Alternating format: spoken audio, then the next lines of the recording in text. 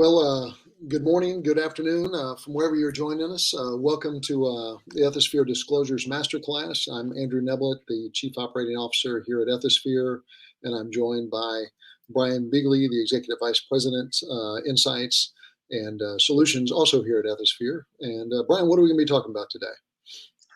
Well, Andrew, we're going to be talking about disclosures. This is a master class around disclosures. So we're going to cover four broad areas of disclosures, everything from conflicts of interest to gifts and entertainment and some other types of disclosures. We're first going to review the basics. So what are disclosures? Why are they important? Let's set the foundation. We're also going to take a look at the benchmark data from the 2022 World's Most Ethical Companies. And then we're going to talk a little bit about workflows and automation. So especially when you think about the disclosure process, what are some of those key things that you need to think about, take into consideration as you're building your disclosure process for your organization. And then finally, we'll talk about best practices, what we're seeing in the disclosure world in terms of best practices that companies are employing. Some of the leading trends that we're seeing around best-in-class disclosure processes. And then I guess finally, we will take some audience questions. And as we're going through, we welcome all of you all to ask us questions as we go. Just throw them into the chat, and we will try and hit them as we go. So please, we'd like this to be as interactive as possible, so we'd love those questions as we go. Great. Let's start with the basics. And I always like these slides. They may seem simple, but barring from Merriam-Webster here in terms of what is a disclosure, certainly the act or instance of disclosing. I guess that's a no-brainer. But I thought these other two bullet points were somewhat revealing. To make known, to reveal, to uncover, to cause to appear, allow to be seen, and to lay open to view. So if you think about it. Disclosures are, in my mind, part of your speak up culture. They're part of getting employees engaged and being able to comply with policies. They're a way in which employees can share information and convey information, but do it in a proactive and transparent manner. And I think, as you'll see, especially when we get to the slides talking about timing of disclosures, it's really critical that you take that into consideration as you build around your processes. And one of the things that we've been looking at is really, what are the types of disclosures that we're seeing companies tracking right now? And this is by no means a comprehensive list, but what we've really seen is they tend to fall into three primary categories. One is conflicts of interest, the second, gifts and entertainment, and then the other is what we call other or regulatory, which kind of covers a lot of other aspects. And as we look at conflicts of interest, what we often will see companies doing or organizations doing is looking at it by the different people that they interact with. Do they have a potential conflict with a customer or a supplier? Do they have a relationship with another employee? Do they have that relationship with a competitor? On down the line. And so you can see what each of these is. What's also been interesting as we look at the conflicts of interest is that they are changing. We recently did a roundtable where we looked at social media influencers and the fact that quite often they can have a conflict as they are out influencing others relative to what their company is doing. And so that's been an interesting one, that this is kind of an ongoing changing list. We see the same thing with gifts and entertainment, quite often broken out by giving and receiving, but then you have your other aspects of it that can look at travel and sponsorships. And then on the regulatory side, we see a lot of activity around charitable donations, political contributions, government contacts, et cetera, and then some specific ones around different industries. And I think what we've seen with the disclosure types, the reason it's really helpful to kind of break these down and put them out separately is it really gives you that opportunity to target specific questions as you get employees in to give you that feedback. It allows you to come up with workflows that are specific to each, so that as you have things happen, like, I've got an employee conflict, you might want HR involved in reviewing that. Having that as a simple separate form makes that process a lot easier. And it also ultimately, by looking across all of these, you really simplify reporting. Where you can actually break these down and show what are the different types of conflicts, the different types of gifts and entertainment that we're getting, and being able to kind of do the analysis and reporting against it as well. Yeah, Andrew, I'll just add, when I, especially around the conflicts of interest, I think about, our experience over the last couple of years with customers. The two that really jump out at me as having maybe been somewhat non-existent in the past, but have really taken up a lot of speed lately. One is the outside employment activities, Yeah, obviously, especially in light of COVID and remote work, some employees taking second jobs, but also just the nature of employment, especially in the high tech industry that you and I are very familiar with. It's kind of almost accepted that employees are going to have involvement in other activities outside of work that have potential ramifications for the work environment. I always use the example of uh, development software developers working on open source projects. I think that's just a great example around this outside work that may or may not have potential conflicts with your organization. And then, somewhat related to that, is jumps out to me are the financial investments and interests.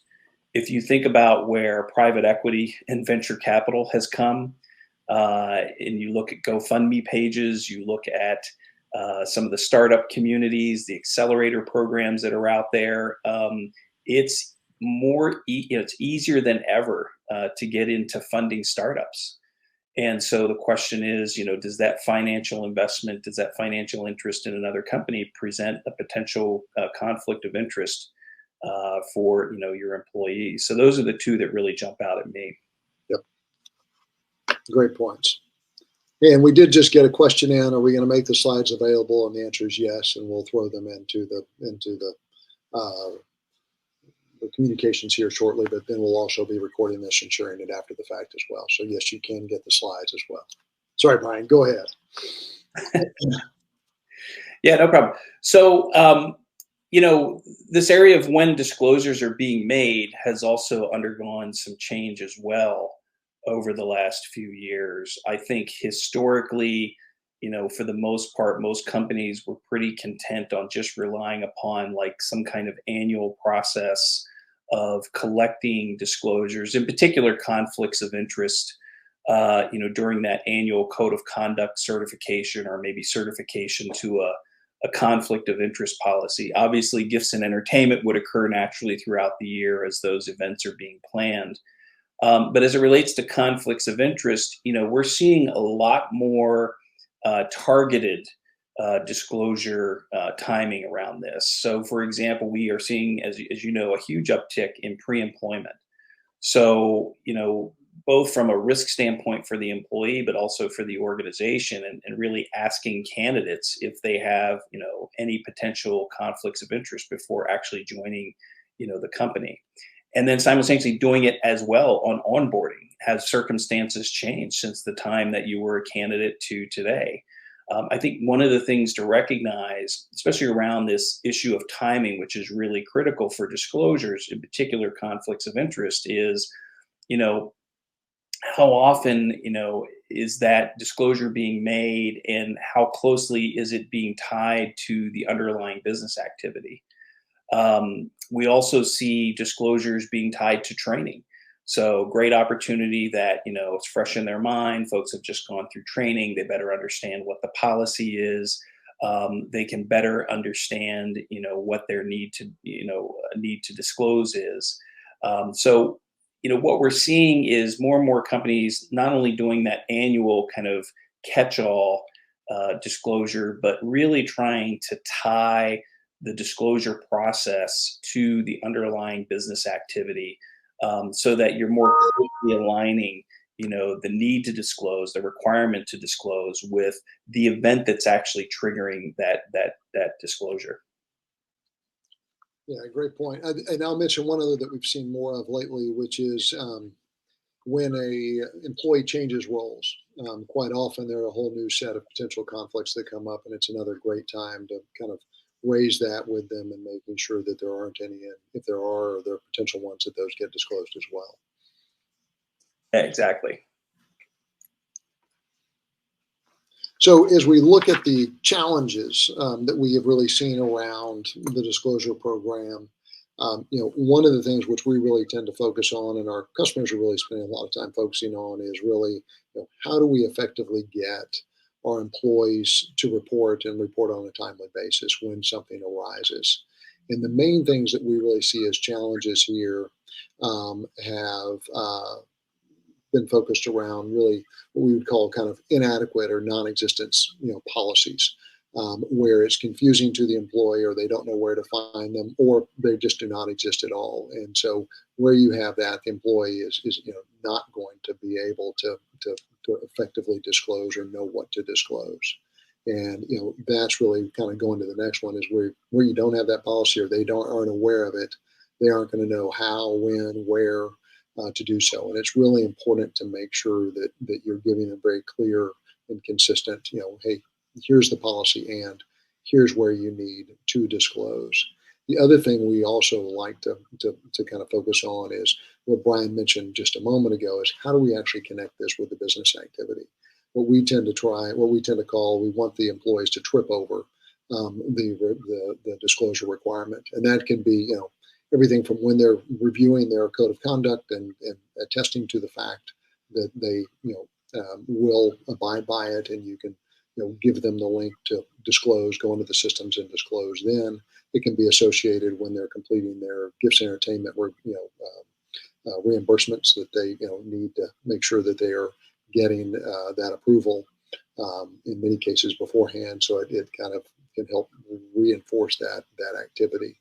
And I think the other thing that we've seen quite a bit of is lack of effective tools. It is, if you make it difficult for an employee to disclose something, quite often they're not going to do it. If they have to go find the form, they've got to print it up, fill it in manually, they've got to fill in an Excel spreadsheet.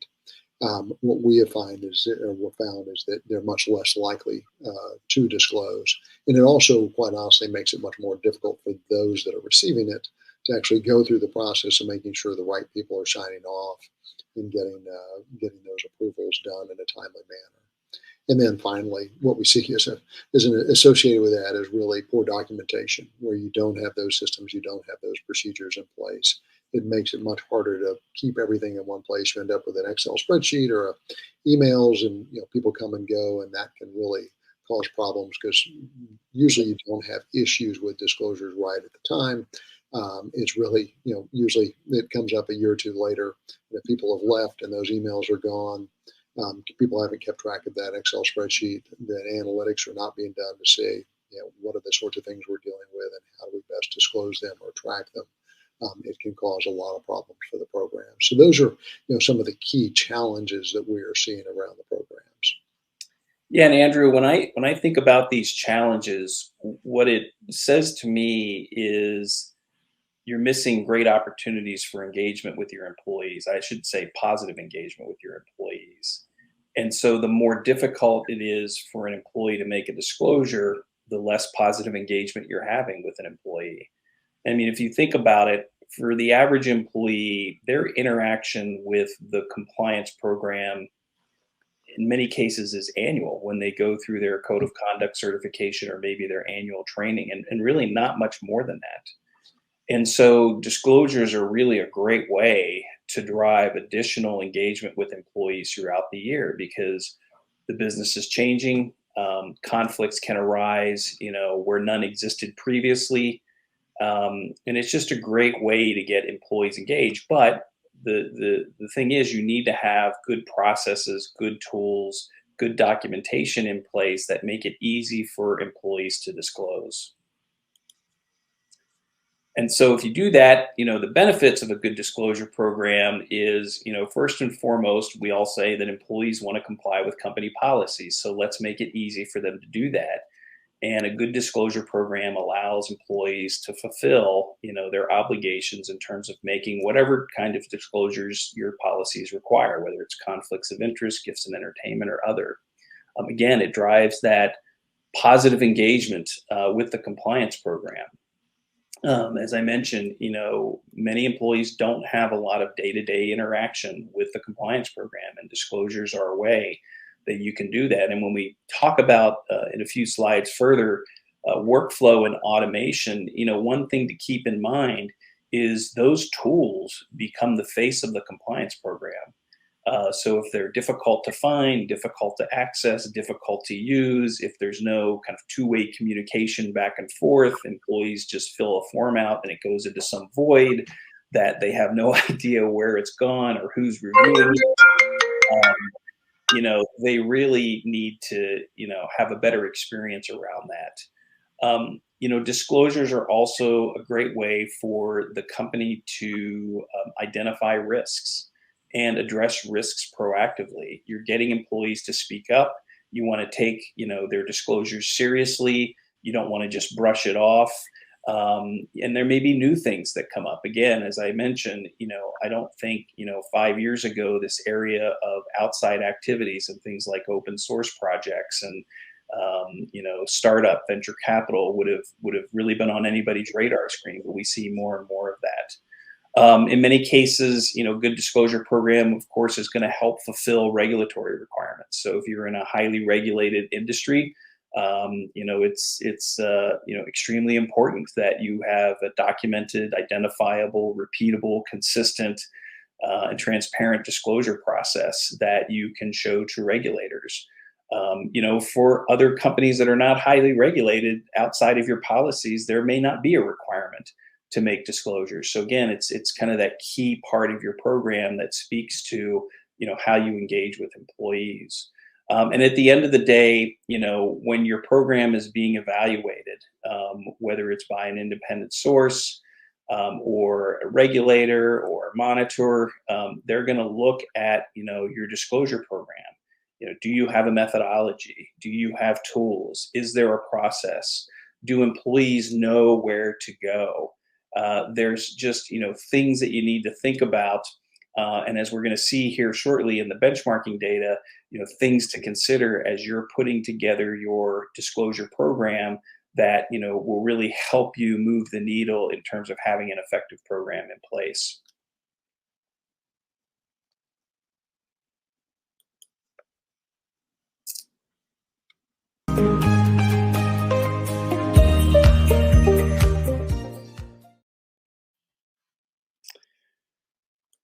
So Andrew, let's talk a little bit about the benchmark data that has come out of the 2020 WME survey data. Why don't you take the first slide here? Who's Sure. required to disclose conflicts of interest? We'll go focus in on conflicts of interest right here. Yep, great.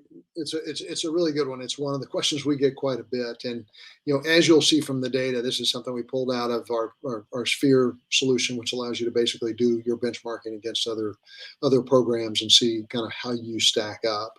And what we really see here is that 2 out of 3 companies essentially require that all employees disclose.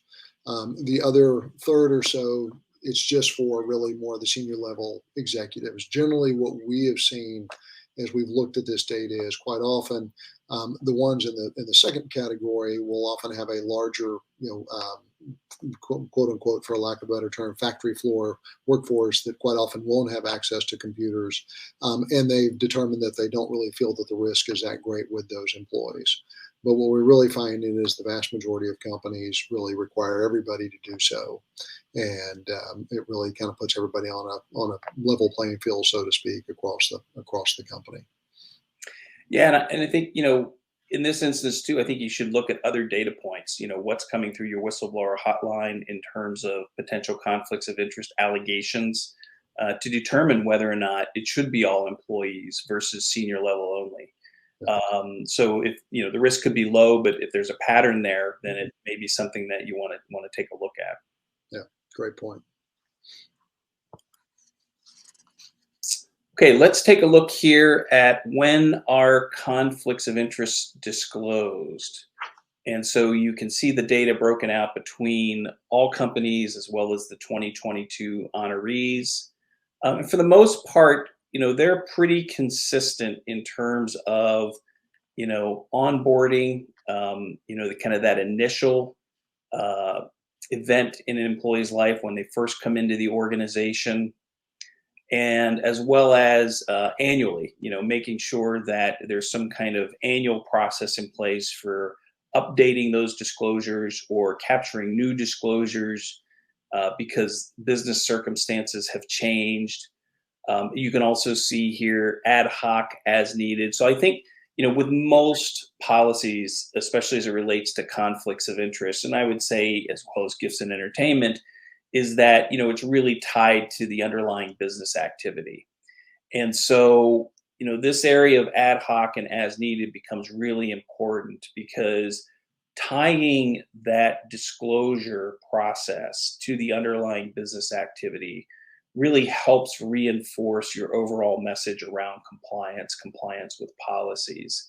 And so making the process as easy as possible for employees to, understand that they've got, a disclosure obligation, then being able to make that disclosure obligation, and then getting feedback and essentially resolution around that disclosure is really of critical importance here. You can see that there's less uptake around prior to closing transaction, but I feel that that's a great area where hopefully over time those numbers will start to increase, because this area of acquisitions and mergers and potential joint ventures and things like that, companies really should be proactively surveying the folks on the deal team in particular to make sure that they don't have any potential conflicts of interest that could present itself going through that transaction. So it'll be interesting to see how these dimensions play out over time.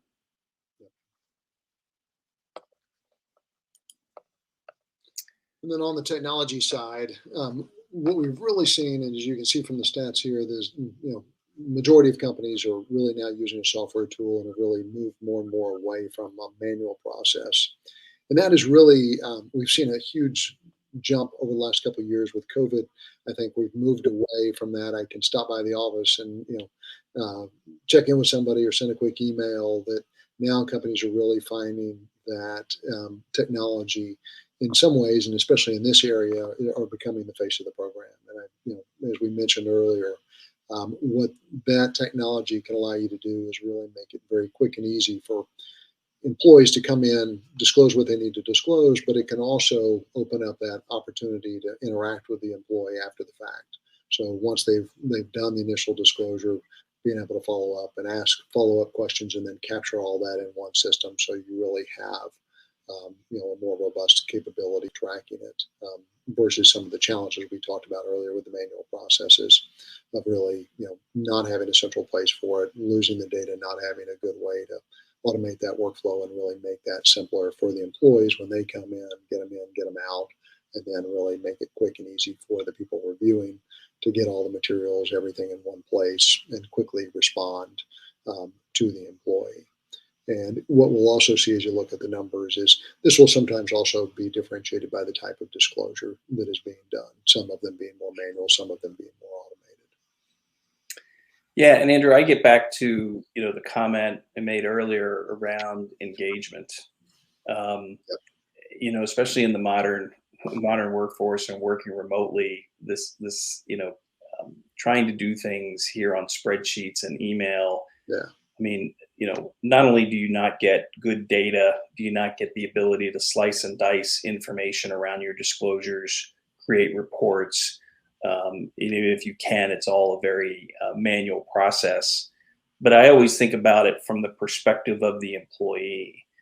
You're trying to engage that employee in a positive experience with the compliance program. You want them to disclose. You want to make it as easy as possible. I just don't see how you get there with a spreadsheet. Yeah, agreed. Yeah, and as we've heard from employees, it's a very frustrating process. Yeah. Okay, let's shift gears a little bit on the benchmark data and talk about the gifts and entertainment disclosures. And this question was related to tracking of gift and entertainment disclosures. And as you can see, there's a really high percentage relative to, say, conflicts of interest that we saw, which I think was in the high 60s or something like that for all employees.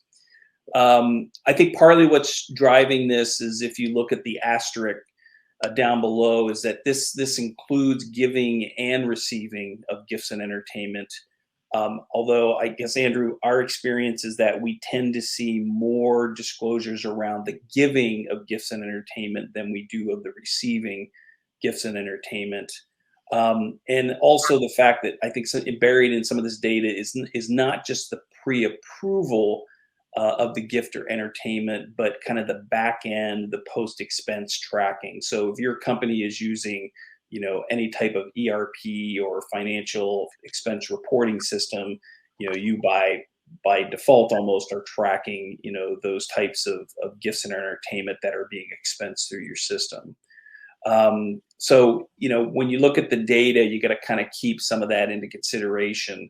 I think what will be interesting, as we kind of walk through this and as we talk with other customers is kind of how many companies, if you were able to split this number between, well, first of all, between pre-approval versus post-expense, my guess is the pre-approval would probably drop a little bit relative to the overall number. And then, as I mentioned earlier, and Andrew, I think this is your experience, is that we typically see more companies doing, gifts and entertainment disclosures around those that are given, typically to customers, potentially vendors, other parties, government officials, versus when employees are receiving. There tends to be more of a, I guess I would call it a laissez-faire approach to those kinds of disclosures. Would you agree with that? I would. I mean, I think that is definitely the case. I think you're also getting a lot more now interest in also receiving just due to potential conflicts and awarding contracts, the perception anyway of awarding contracts and that sort of thing to people that are wanting to dine you, so to speak. Hey, we did get a couple questions. I think these will actually tie nicely with the next slide as well, so we can kind of tie it in there. But we've got a couple questions around what types of software tools are people using? Are there certain ones that they're using successfully? And then, what types are they? Are they proprietary, customary, COTS? And then we can also talk. I'll ask the next one in just a few minutes, and we'll cover it. It's on integrations. Yeah, absolutely. So yes, we do see companies using technologies to track gifts and entertainment. As you can see here, some kind of software tool. Again, I would draw a distinction between pre-approval versus kind of post-transaction. Clearly, if you've got an ERP and expense system, you're putting those expenses through your system there. I think what would be interesting is, around the pre-approval process and looking at that. You can also see that it's pretty high around accounting codes. So that's pretty typical when you're putting gifts and entertainment into an ERP system or financial accounting system, to basically be able to tag that with specific accounting codes. And then, unfortunately, as you can see here, the manual process, spreadsheets and email, is still almost 50% of the way things are getting done. I will say here, and Andrew, certainly get your thoughts, and obviously if we can address these questions as well. One of the things that we're seeing more and more, it's something that we're obviously working on at Ethisphere, is tying that pre-approval process to the back-end transaction. Yep. To basically marry those two up to say, okay, you've been pre-approved for this amount. Is that what you actually spent on the back end?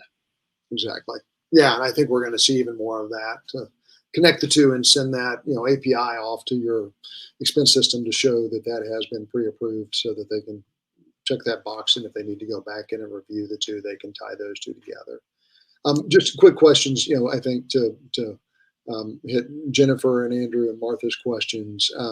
We are seeing several different types of software used quite often. It is off-the-shelf software, and just to full disclosure, Ethisphere, we do have a disclosure software, and we have seen it successfully used. Several other companies are using them as well. One of the things we are also seeing is kind of movement away from internal proprietary systems. We've moved multiple clients off of those systems this year alone, because what they are finding is that when you originally get in, and this is their feedback to us, when they originally built it, they got the funds to build it, but then they weren't able to get the funds to maintain and enhance it. And the other benefit they got was, as you're dealing with off-the-shelf technology, quite often the benefits you get is you're able to learn from others, and those solutions are constantly being enhanced. So we're really seeing kind of a movement away from internally built systems to off-the-shelf software. And then to the secondary question, which is, are you seeing integrations? And we'll talk about this a little bit later. But just like Brian mentioned just now, we are doing integrations where you can tie into the expense systems. So you can have an API which will send over a quick summary of hey, this is the disclosure that was done that's associated with this, or that they can pull in. And then we're obviously doing the same thing around single sign-on, so you make it really easy for employees to get in. And then doing also with the HRIS systems. So, like for instance, where we can, when you do a disclosure, you might want their manager or their Gibson Entertainment, you might want their manager to review first.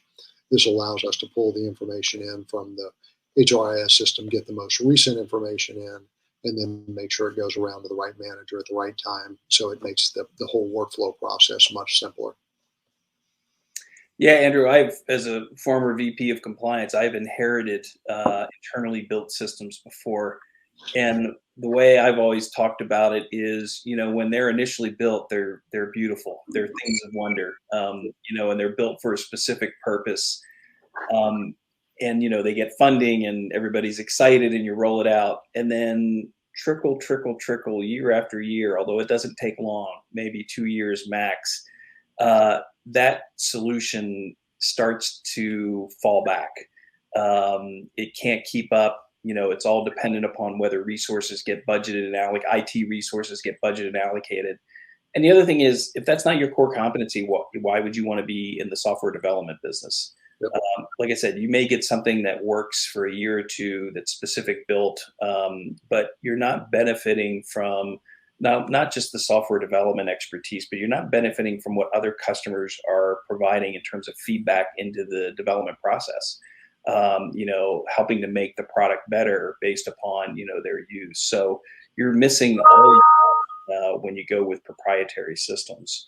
And then as it relates to integrations, yeah, I mean, that really goes to the heart of making the tool as simple as possible. And as we'll talk in a little bit around workflow and automation, getting those integrations so that, the disclosure can move through that process pretty quickly and seamlessly. And again, make it a positive experience for the employee.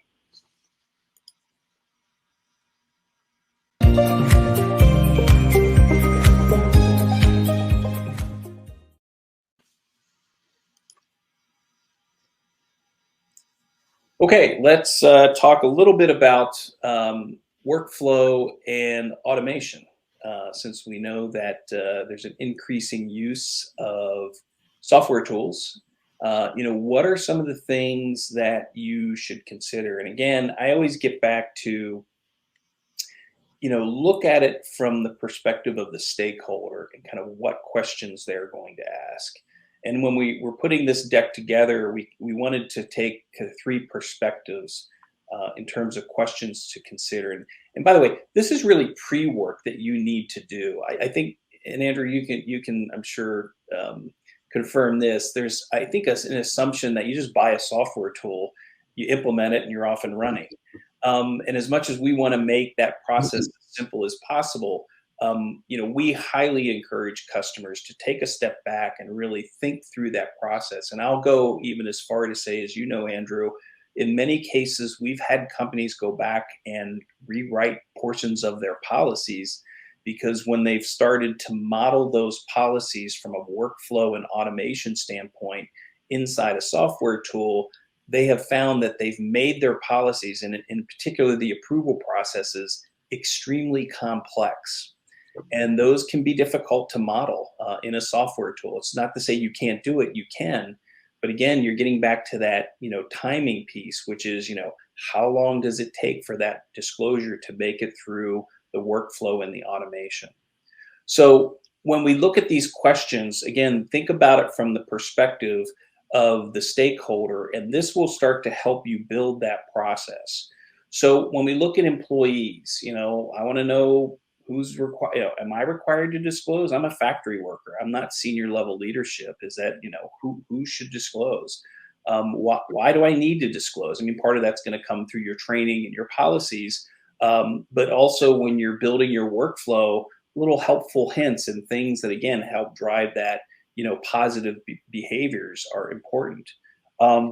What do I disclose and how do I do it? How do I where do I find the link or the form or whatever it is I'm supposed to fill out, how do you make that as easy as possible for me? And in many ways, what we see customers doing is embedding links to their disclosure tool in their training, embedding it in their compliance portal, embedding it directly into their policies. So if an employee went out to read the policy, they can go directly into your disclosure form.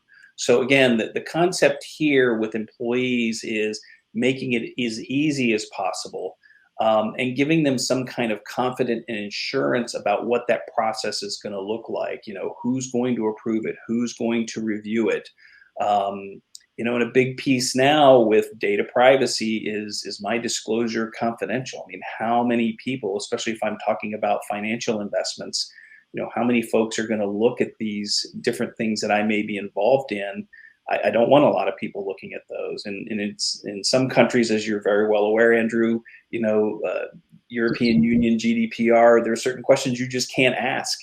We've seen that from time to time from works councils pushing back saying, in that disclosure, you can't ask that question. We're not going to allow it. We spent a lot of time with the German works councils exactly having that Exactly. conversation. Yes. Yeah. And so from the employee perspective, it's how do you make it positive and how do you make it transparent? And how do you embed it so that they can make that disclosure proactively, as opposed to waiting for the next annual code certification or next training process? What's that link? So think about how that works inside your organization. The next group are the reviewers and the approvers, which may or may not contain people from the compliance team. And especially if they're not from the compliance team, they're going to ask questions like, why am I reviewing this? Am I required to review it, or should I just be notified? What criteria, if you're asking me to approve this or not approve this, what criteria should I use? One of the key aspects of reviewing and approving disclosures is, really directly relates to organizational justice. It relates to the consistency of the outcomes of those reviews. If you have the same fact pattern, same set of circumstances, are you coming out with different levels of decisions? And unfortunately, we do see this, I don't want to say quite often, but we do see this in organizations where there's a lot more leeway granted for people at senior levels of the organization than, say, for a plant manager or somebody running a retail outlet. So you have to think about, what are the implications of consistency in your decision process? And because of that, and one of the things that we highly recommend is, and you'll see this under best practices in just a few minutes, is to keep the number of reviewers and approvers to a minimum.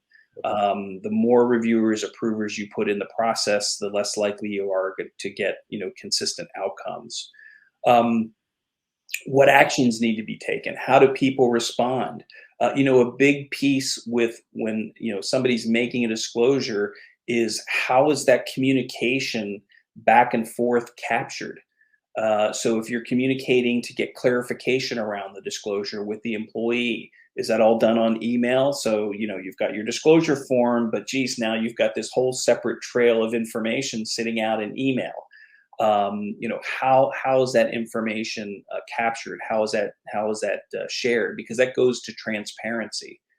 And then once a decision has been made, are there any type of follow-up actions that have to be made?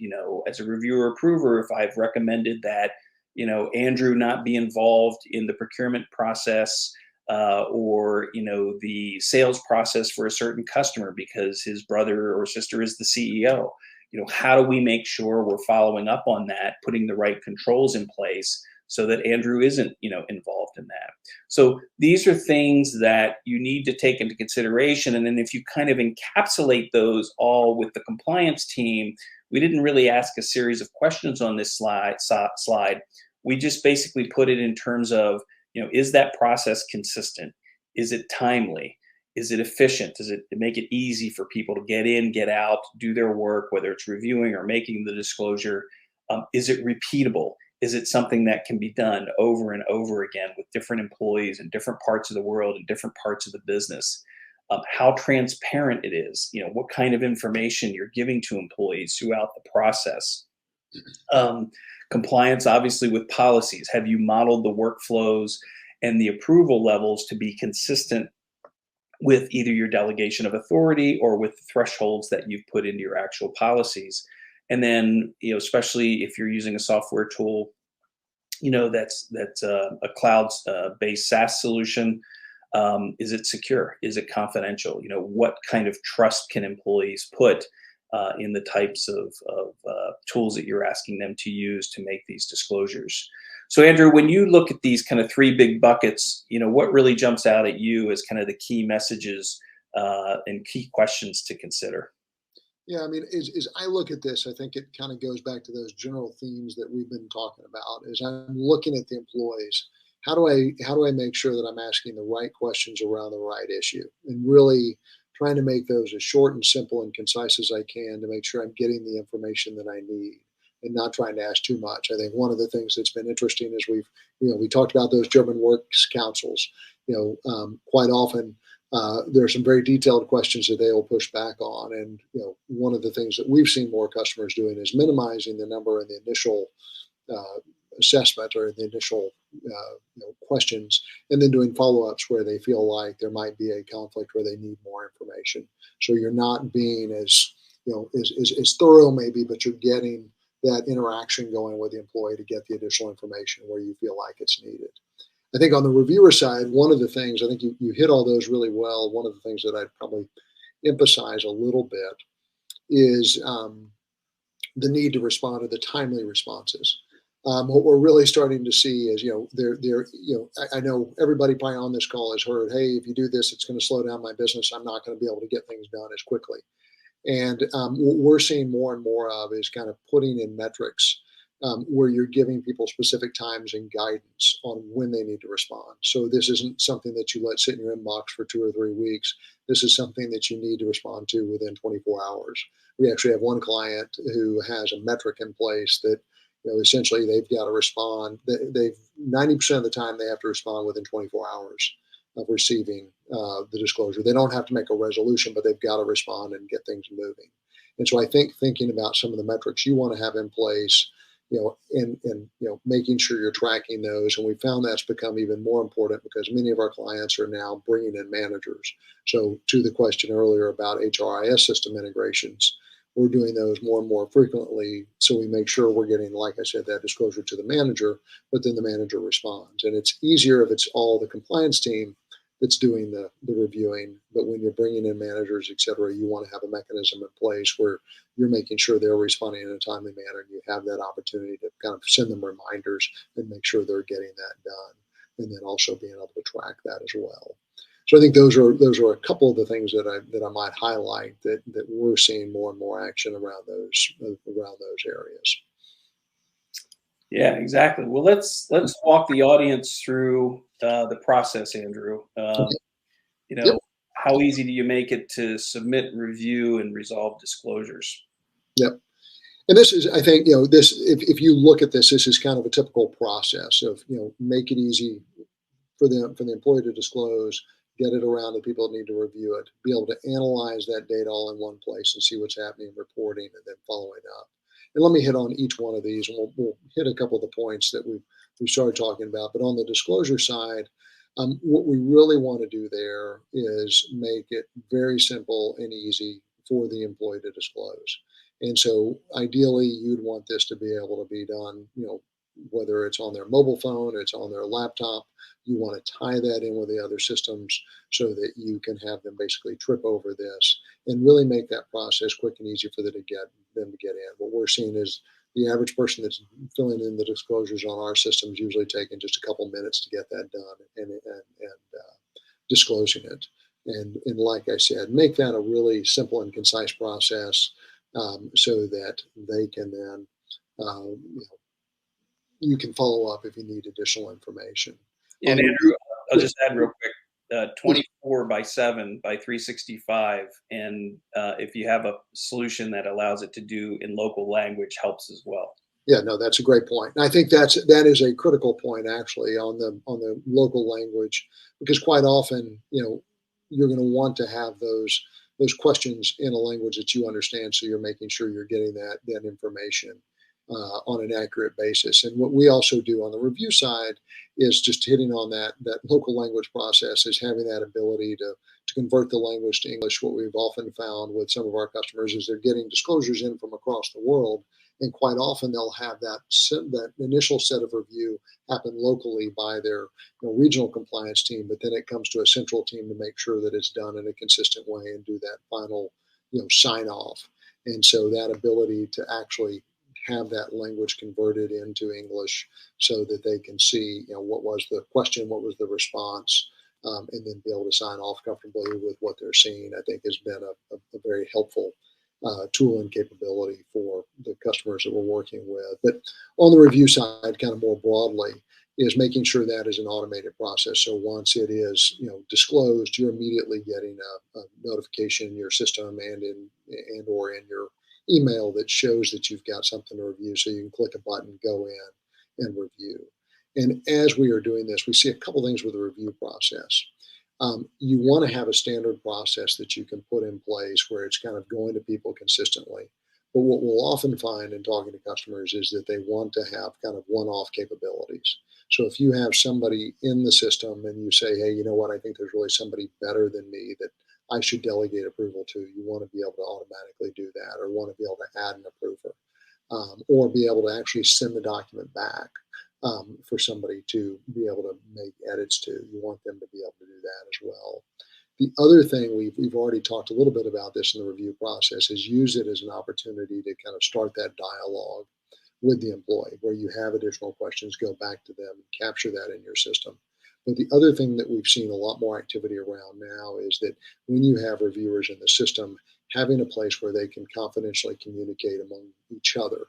So you don't end up with this sideline conversation and email happening where you're losing the rationale for why it occurred, but put that in the system where the reviewers can see it, they can communicate back and forth and understand the rationale of what they're doing, or look at other scenarios and outline those.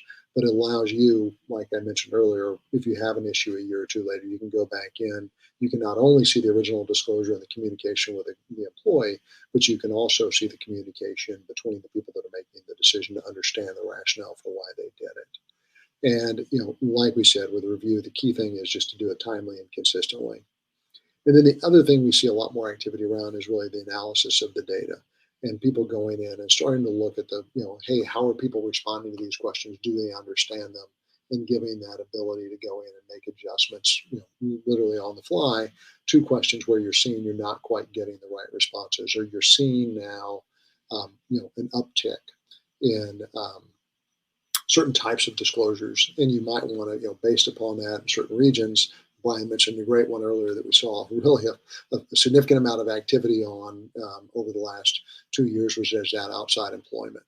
And we saw some of our customers starting to see some of that activity, and so they ended up sending out communications from either their senior leadership. It could be the CEO or the chief ethics compliance officer, or even the managers, saying, hey, if you have outside employment, click this link and go in and complete that. And that analysis, I think, really helps them see what some of those trends are, and really then pushing that out more broadly around the company.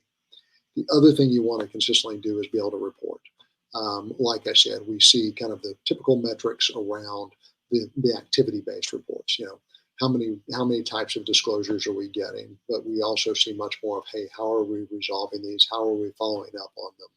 And then the other piece of this is that, kind of the operational metrics, which is around, how long does it take to disclose? How quickly are we responding? How quickly are we resolving?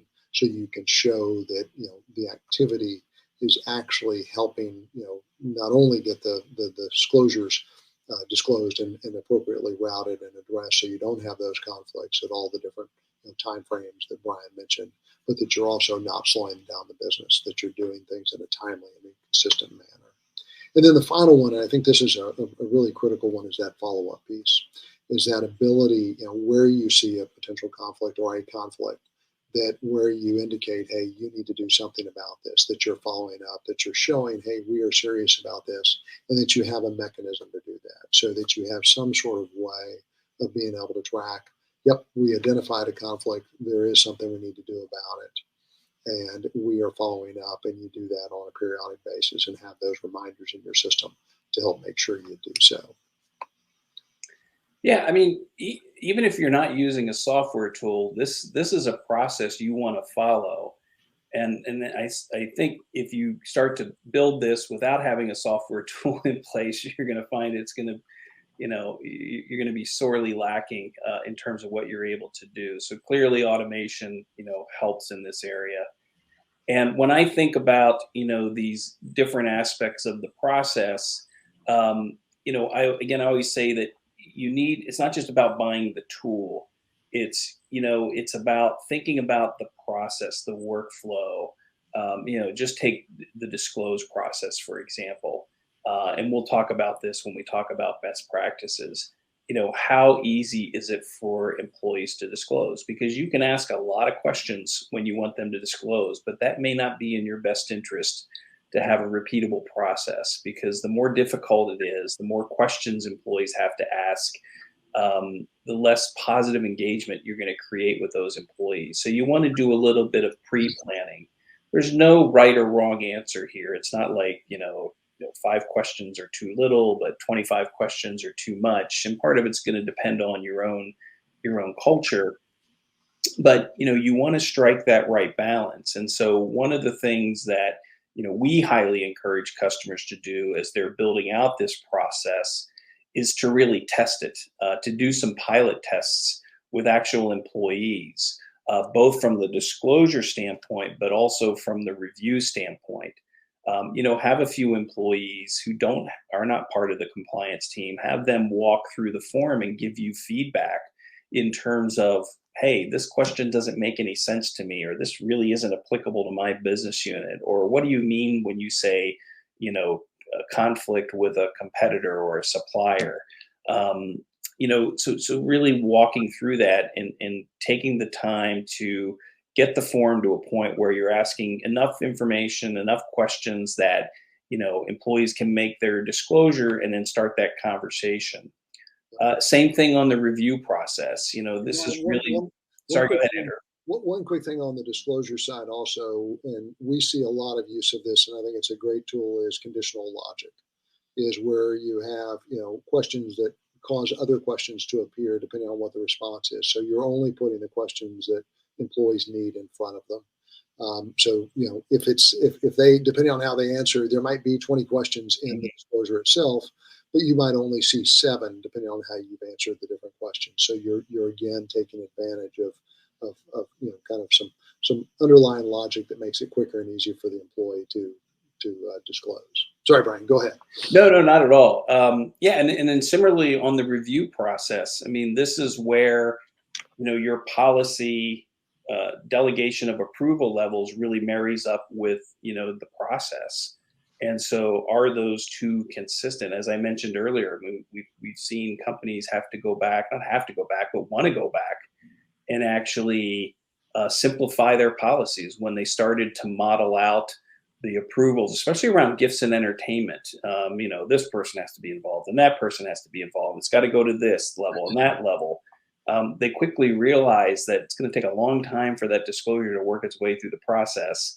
And so again, there's a balance there. It's, only having one person approve might be the right thing for conflicts of interest. Having 2 or 3 levels for gifts and entertainment might be the right thing, but it's kind of looking at that as you're kind of going through the process and modeling it. So again, I think the real important takeaway here is, A, you absolutely want to have a definable, repeatable process in place.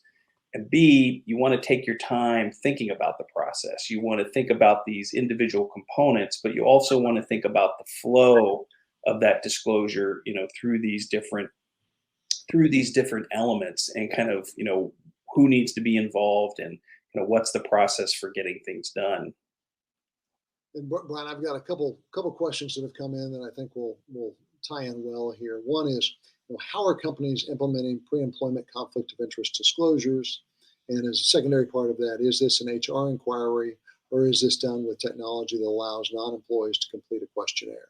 So something we've dealt with quite a bit. I'll let you hit that one first. Yeah, it's I think because this is an emerging area, we're seeing a lot of different approaches. One approach is yes, to have in the application form a simple question around conflicts of interest. We're also seeing the software tool being extended. So essentially, the candidate becomes a user in the system and is able to access a link where they can come in and make that disclosure. And of course, the benefit there is you probably can capture a lot more information. And you will now have a historical record that would also be tied with the other disclosures in the system. We also see companies using, unfortunately, just kind of standard paper forms or, some kind of PDF form that they might send. And maybe that then gets inputted into a system or some kind of database where it can be kept track of. But I think these same elements still apply. So if you take pre employment conflicts of interest disclosure as an example, you really want to walk through these different elements, these different buckets of activity, and say, how do we approach this? So, how does a candidate, make that pre-employment disclosure? Who is going to review that? How do they review that? What kind of decision matrix do we want to have in place? How do things get escalated? If there, is a conflict that presents a significant risk to the company. So you want to think through all of those different aspects. So I think what you're going to see in this space, Andrew. I mean, you can correct me if I'm wrong, but I think you're going to see more and more automation around this to capture the data, capture the analytics around this. But because this is kind of a new and growing area, we tend to see a variety of different avenues being pursued to capture that pre-employment disclosure. Yep. And I think, I mean, to your point, I think the other thing we are seeing quite a bit is that how long do we, if we don't hire them, do we keep this? Does that need to be discarded? As confidential information, kind of the right to be forgotten concept that we're seeing more in Europe. The secondary question another question we're getting is, are you seeing any companies that are providing employees with a preview of what they previously reported? Sometimes people forget what they previously reported or the circumstances that have changed and they need to update. So are you seeing any companies that are providing employees with a preview of what they previously reported? Yeah, I mean, again, I think we're seeing a different variety of approaches, but they kind of generally fall into two buckets. One is yes, you're presented with the disclosure maybe you made last year or on the anniversary of that disclosure. You're presented with that information, and you're asked to update. Is this still a conflict, or is this, has circumstances changed? Now, I think what's important here, again, you want to use this process. You want to walk that review and that disclosure back through this process, because even if somebody says, well, that's no longer a conflict, well, I don't think that's the employee's decision to make. I think you need some information around what's changed, why is that no longer a conflict, and you want to have a different set of eyes on that, really to make the call about whether or not a conflict still exists. So we're definitely seeing that, but Andrew, as you know, we also see other companies where no, they want a fresh new disclosure every year, and I think what we're seeing is either tying it to the annual code of conduct certification, tying it to annual training. Um, I've always been a big proponent, although hasn't been a lot of uptake on this, of tying the disclosure to the employee's anniversary. So I always like if you can tie compliance related activities to an employee's anniversary, making it a career moment. I think it really helps reinforce messaging as opposed to, say, the annual certification process where everybody else is going through it. But I think at the end of the day, what companies are doing is really trying to find the disclosure process and the disclosure mechanisms and triggers that really work best for their company, and then kind of building out on that. And then also just a final word here, I think the other thing we see companies doing too is kind of testing in this area. So they'll kind of lay out a course of direction, we kind of want to do it like this.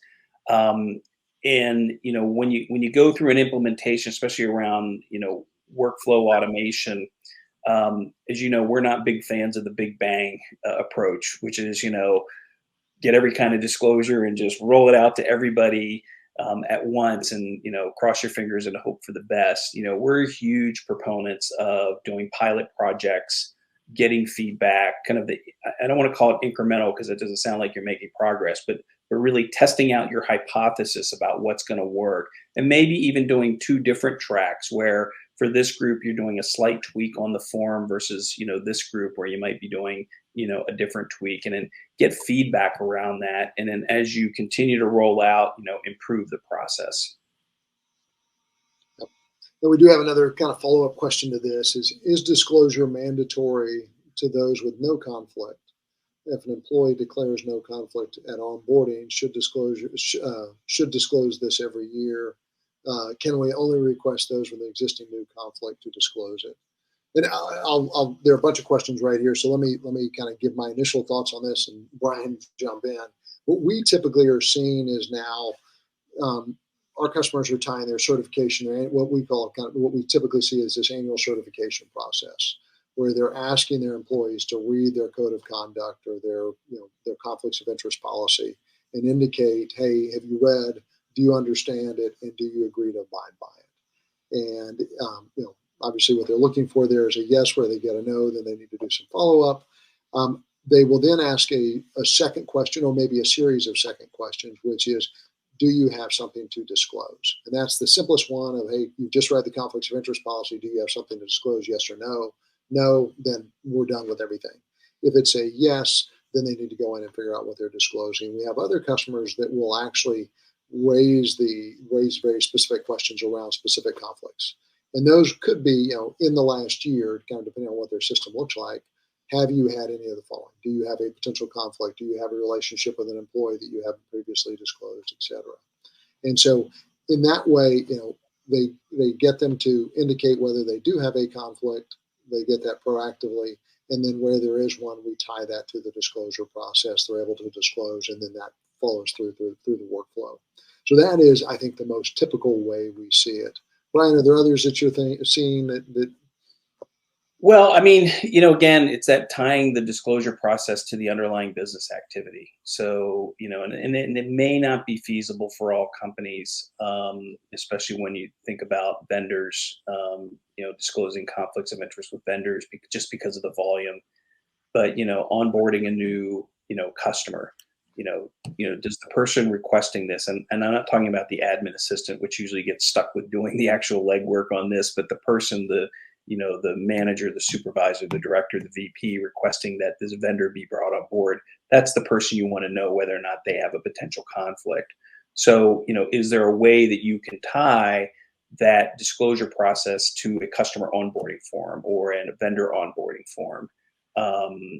And then again, with like transaction deal teams, mergers, acquisitions, joint ventures, again, it could be too much to ask them to constantly do conflicts of interest, but maybe there's a threshold around that. But, for me, best practice would be, as much as possible, tie the disclosure itself to the underlying business activity and make that as tight as possible from a timing standpoint.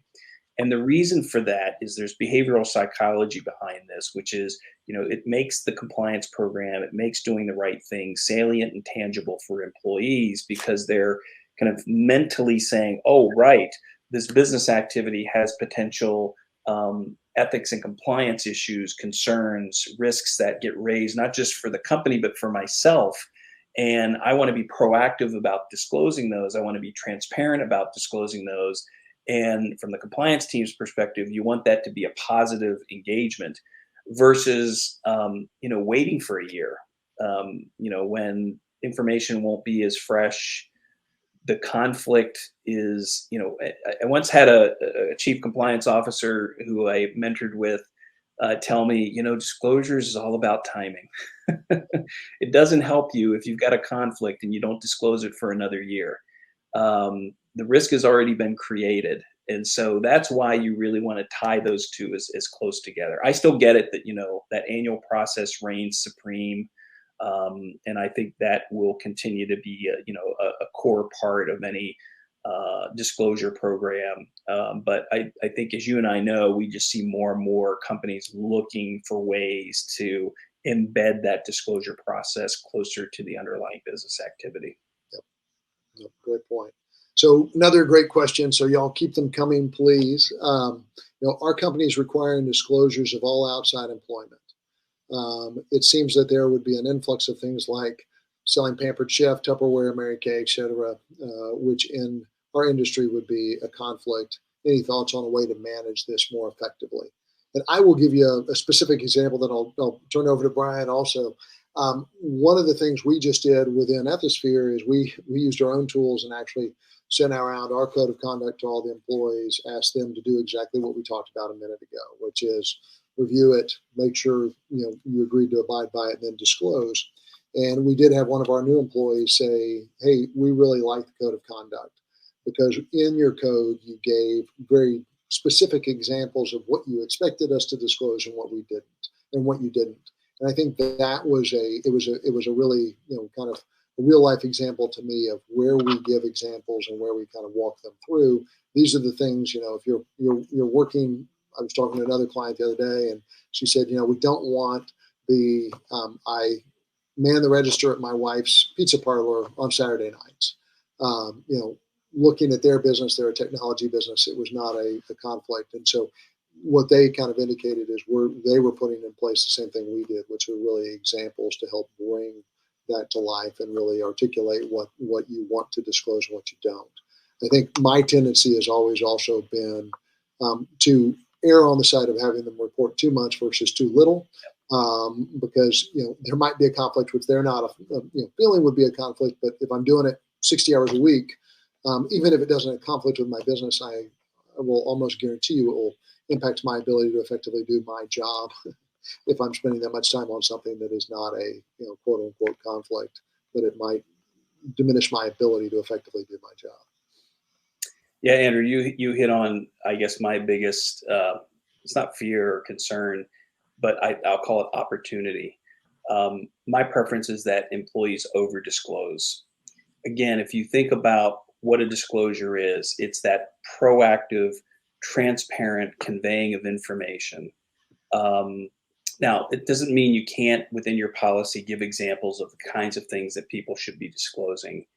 But if you think about the disclosure as an engagement tool with the employee base, between the employee base and compliance, you want that to be positive. So even if somebody disclosed something that's not a risk, it's not it's not really something that's anybody's going to get concerned about. The employee has put themselves out there, or herself or themselves, and that requires a response. And it's another great way. Hey, thanks for making this disclosure. We've reviewed the disclosure, and we've deemed this not a conflict, or there's nothing that you need to do, but we really appreciate you taking the time to do this. It's that it gets to that personal touch piece where you're having that direct interaction with an employee who, again, maybe once a year has interaction with the compliance team, versus just saying, yeah, no, not a conflict, don't bother us, don't submit this kind of disclosure in the future. You don't want that negative interaction. You want it to be positive. So I agree. My bent is towards over communicating. Go ahead and let those disclosures come in. You can always filter them out from a data analytics standpoint if you need to, but it's really creating that proactive, positive engagement with employees. Agreed. All right, so integrations, and we hit on this briefly earlier, but we thought it was probably worthwhile spending a few minutes on.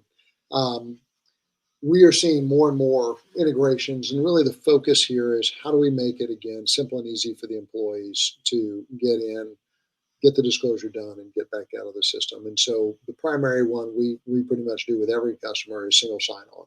So you don't have to remember a username, you don't have to remember a password. You can go straight into the system with those links that Brian mentioned. The other thing that it does is allows us to capture specific information about that individual. So they're not having to retype who they are, what business unit they're in, where they're located, things of that nature. It automatically captures that so they can go in and just answer the questions and get, again, in, out, back to work, which is one of the hidden costs of some of these things that people don't consider. The other one that we're seeing a lot more activity around is with the HRIS system. And the reality is we're also doing this with single sign-on if those two systems are synced up and the data is aligned. But where we're seeing this is, like we've said here, is with with a disclosure, more and more companies are asking the managers to be notified or to actually review. And specifically, I think we're seeing that mostly around gifts and entertainment, where they're kind of that first line of defense, and they want them to do that pre-approval. And what this allows you to do by having the API going into the HRIS system, you're able to capture at that moment that it's disclosed who the manager is. So you're not, 2 weeks later, sending it, or, it's not somebody 2 weeks earlier that has been their manager and now it's changed. So it gets to the right person at the right time to act on it. So we think those are kind of the two critical ones. There are others that we're doing more of now, like, for example, we're working with some training providers where when you're in the training, they can set it up so when you're training and you have, hey, do you have anything to disclose? They can click a link. It takes them straight into the disclosure tool. They can complete their disclosure. We send code back to the training. It allows them to then complete the training. So you have a true alignment between the training. We can also tie that to the certification as well as the disclosure. So it makes that, again, just a very seamless, integrated process. And then the other one Brian mentioned earlier that we're beginning to see more interest in is, hey, I've got a gift or a gifts, entertainment, gratuities, whatever we want to call it, that we are giving.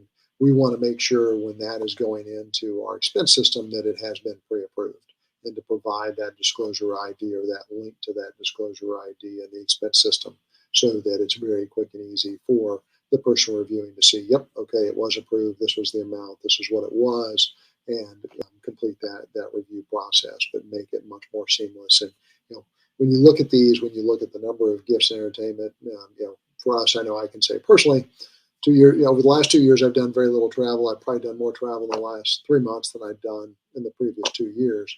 And as I'm completing all of those disclosures, I know that's kind of what we're starting to see across the board. So it is really, when you look at the volume, automating a lot of this and connecting a lot of this really can save you a lot of time and effort.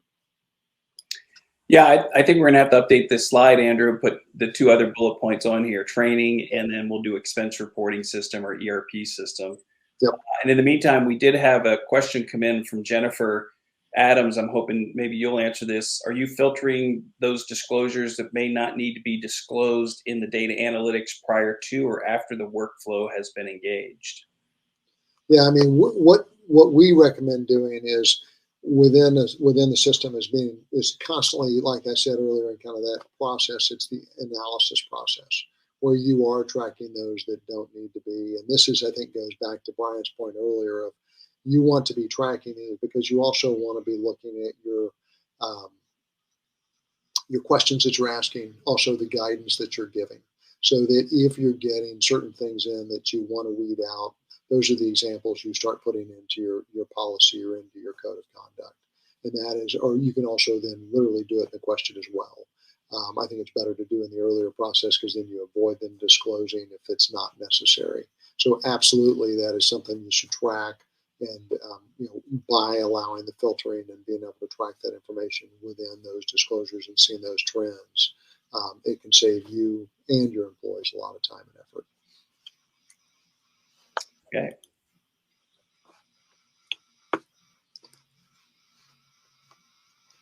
All right, best practices. So, as I mentioned earlier, disclosure timing is critical. The timing, how long does it take to make the disclosure? How long does it take to review and approve the disclosure? And how long does it take to resolve and close out the disclosure? And I'll also add here, timing is critical, especially with conflicts of interest of when you make the disclosure. Making it a year down the road after the conflict has already exists, if anything, exacerbates the risk to the employee and to the company. So it's something that you really, really need to take into consideration. And it's not to say that you want this to be a speedy process where people just come in and get out. I mean, again, you want that positive engagement. Hopefully, through the disclosure process, you're putting context around your policies so folks can actually get a sense of, oh, this is what you mean. Oh, this is why it's important. Oh, I didn't think about that. And I think, Andrew, you may have given the example previously of a customer that we worked with where they had an employee make a disclosure because of I think it was either another software company or startup that they were involved with, and their comment was something to the effect of, "Oh, no, no, no, this is something completely unrelated to our business." Well, yeah, it was unrelated to the work that he did, but unbeknownst to him, there was actually a whole another organization within this company that did exactly what that startup did. And so it was a direct conflict. Not to say that there was anything nefarious or going on, but it was a great way to get that disclosure up front and have a conversation with the employee. And that, to me, again, is the real critical thing here: is you're establishing a rapport with employees that makes the compliance program, makes the policies salient and tangible to them.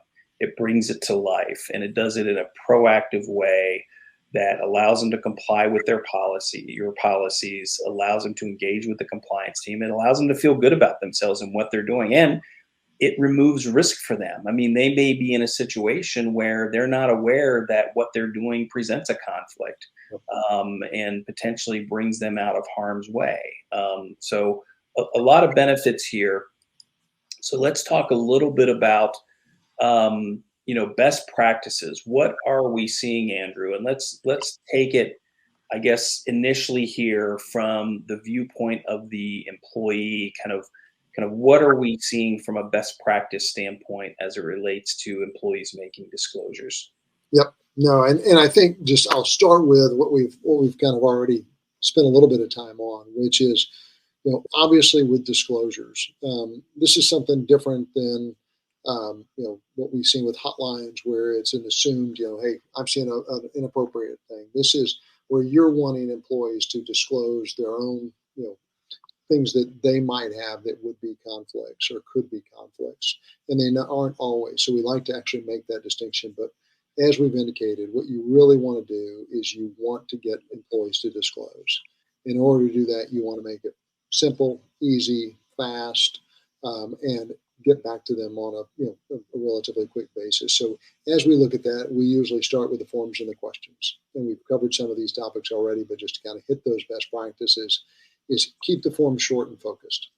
Um, you know, there is a tendency quite often to want to ask every question you can think of, and really, just get all of those in. But what we found is if you can ask the core questions, you can do the conditional logic to follow up on the ones that you need to.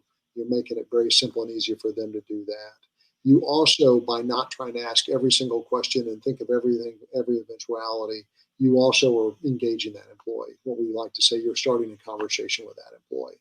So not only do you, kind of make it quick and easy for them, but where you need to follow through, you're building that relationship with them. You're building that engagement, which we have found to be important with the compliance program because it builds that rapport and it makes them recognize that this is something that you're being thoughtful about, that you understand, and that you really want to get their insights on so you make an appropriate decision. And then, as Brian mentioned earlier, we strongly recommend pilot testing. This really gives you a great opportunity to get your questions out, figure out, hey, what's resonating, what's not resonating, do we need to make adjustments? And you're not wasting effort. You're getting that out. You're getting people to complete those forms, but it gives you that opportunity to quickly tweak it. And then as we look at the process, again, tie this to the underlying business activity, make it, so they can trip over it wherever possible, whether it's with your training, whether it's with your expense system, when you're onboarding a supplier, et cetera. One of the other things that we've really found to be helpful is limit the number of approvals and the thresholds that you provide. We have some customers that have threshold amounts that they say, hey, we want to capture all your gifts and entertainment activity, even if our policy says, under $100, we don't have to review it. Get them to complete it. It allows you to see what's coming in, but you can make those so they're auto approvals so that they happen right away. But if you need to then consolidate and look across the board and see, hey, are some people doing gifts under $100 consistently to somebody that actually is against our policy, you've got that data and then you can act on it. And then the other thing, as you look at the number of approvers, one of the things that we consistently hear is, hey, I want to make this fast. I want to make it consistent. And so the more approvers you have, the more levels of approval you have, the less likely it is to be timely and consistent. And I think to Brian's example earlier, with that client that he was talking about, what was interesting about their process is they had the employee disclose, they had the manager review, but then they had a central person in compliance that reviewed those disclosures. And actually, the issue didn't come up with the manager because the manager was low enough in the organization that he wasn't aware of it, but the compliance person was aware of it, and they were able to identify that issue and say, sorry, you cannot work on that project because it is directly competitive with something else we're doing within the company. And then, make sure, like we said earlier, follow up. Where you need more details, make sure you're capturing that in the disclosure so you have all that information that you need and it's all in that one place so that you can do the analytics to the question that we had earlier. Now I've got all the information here. As I'm looking at this, I can make informed decisions and make adjustments as I need to. And as part of that structured data is a critical part of that. Where you can, make sure when you're asking questions, you do it in a structured way. One of the funny ones that Brian and I have looked at for years is we bring in data from other systems, and there are two that we consistently see that are, and Brian's smiling, two that we were like, these are no-brainers. It's country and it's date. And how we'll often see, countries misspelled 5 different ways, have drop downs, have a ways that you can get that information in consistently every time. So it allows you to slice and dice that data, do the same thing with calendaring. And where you can and where appropriate, use drop downs. Not always appropriate. Often free text is a good way to go, but where you can, structure it so you can analyze it. And then our final big one is adjust as you go. Don't think you're going to get it perfect day one. Get it in place, get it out, get feedback, and with systems like ours, I'm sure with others, you can go in yourself, make those quick adjustments in minutes, and get that back out and continue to get feedback. So don't feel like you're going to get it perfect day one. And the reality is like we've already talked about with outside employment, with some of these, the social media side of things are constantly changing and evolving. And so you're going to want to review and analyze that information as you go forward. So at the end of the day, keep it simple. Yeah, and Andrew, we did have one question come in, and actually was asked before, and I apologize for not addressing it. And maybe you can take this one. Could you please provide some examples of software for best practice? And I'll just, before you answer, I just want to, you did in full transparency, we do have a disclosure tool that we've built with Ethisphere that we're extremely proud of. One thing that I'll say that I'm not a big fan of, and we've seen this on a couple of occasions, is where companies are using their whistleblower hotline, their case management system for disclosures. And the reason I have kind of an adverse reaction to that is because when I think about the purpose of a whistleblower hotline, it's something's gone wrong. Something usually bad has happened.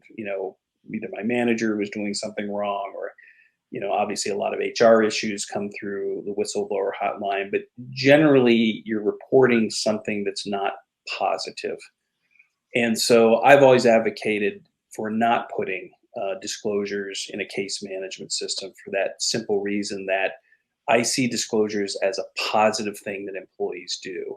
Yes, there may be risk associated with the disclosure. There could be implications for making that disclosure in terms of controls and remediation and things like that. But at the end of the day, it's something that drives positive engagement with the employee. You want them to proactively do it. You certainly want that on case management as well. But I see a real distinction. So I've never been a fan of using the case management whistleblower hotline for disclosures. Do you have any other thoughts on software best practices? Yeah, I mean, I think what she's getting to is what are the other solutions out there? And as we have said, we love ours. Would love for you to look at it. My strong recommendation. The two others that we come up against most, or that we see the most, are Conversant and Navex. And so, our strong recommendation is go out and look and see what's out there. and actually go in and see it and test drive it, so to speak, so you know what you're getting into and figure out what works best for you. So, but those are the kind of the, I'd say the three of us are the ones which we see most in the market. Yeah, and I would say as you're going through that process, it gets back to that workflow automation slide. Really understand what your needs are through each one of those elements. That disclosure process, that review analysis process, the reporting piece of it, the follow up.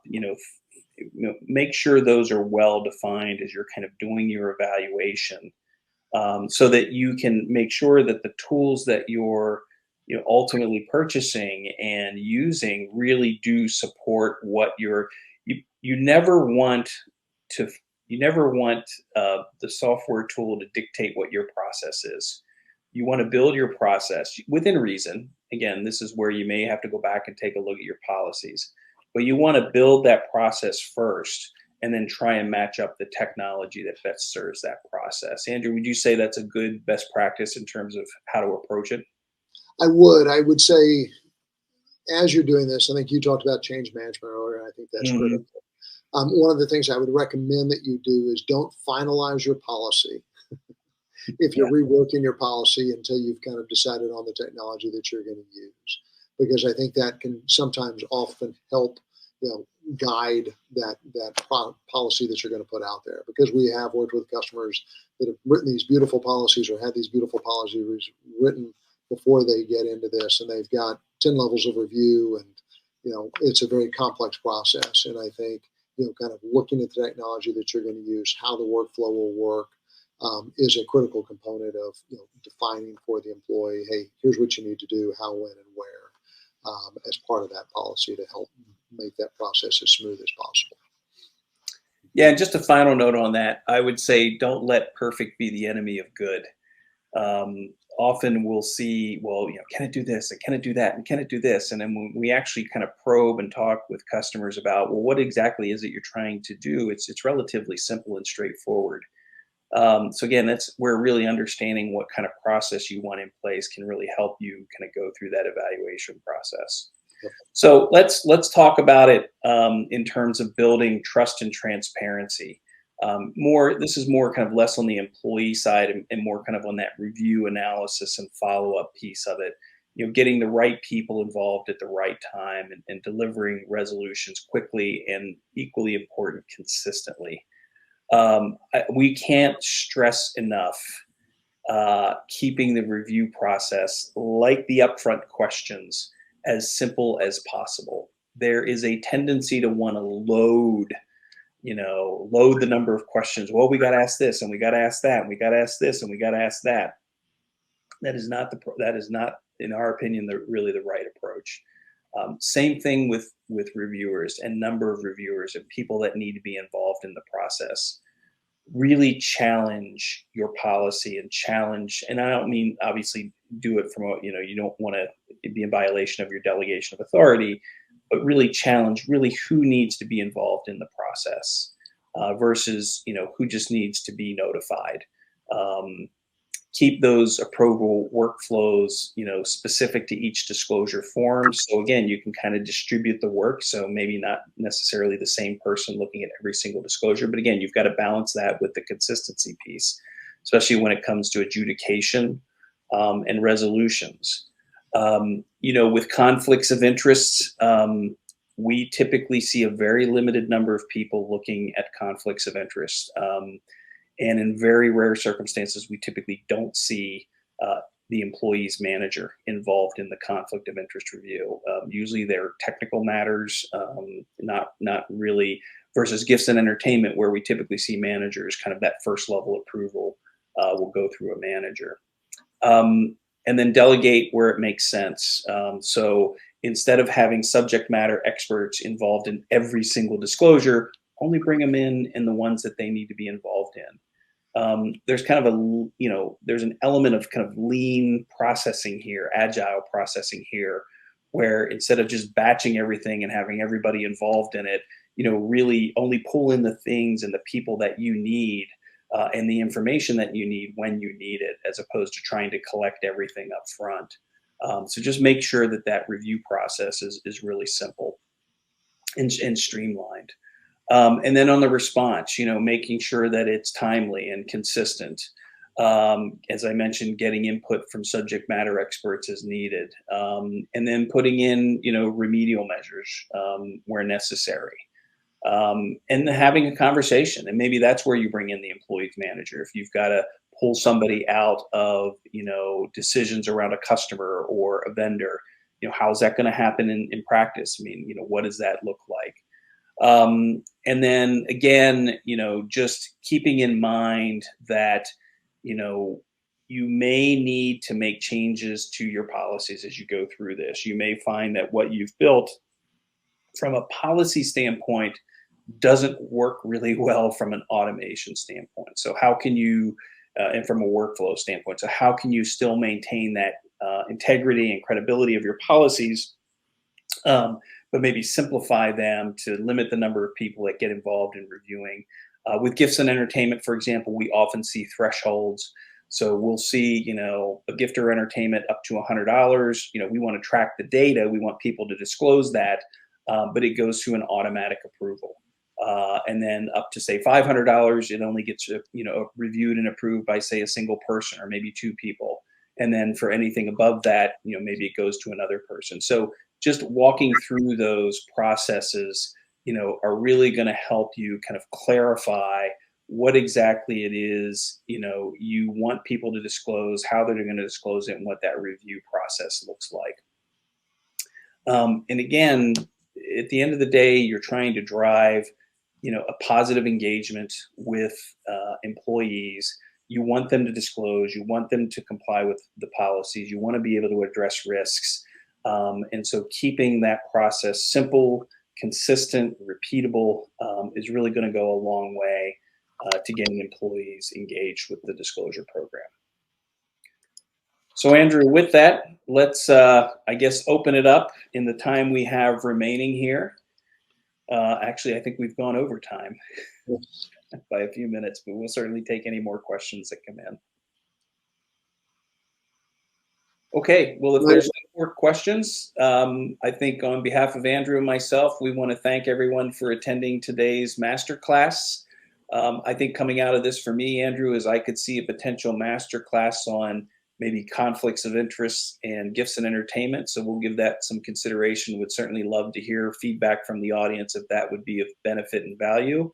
And we certainly appreciate you all joining us today and wish you a good rest of your day. Thank you. Thanks.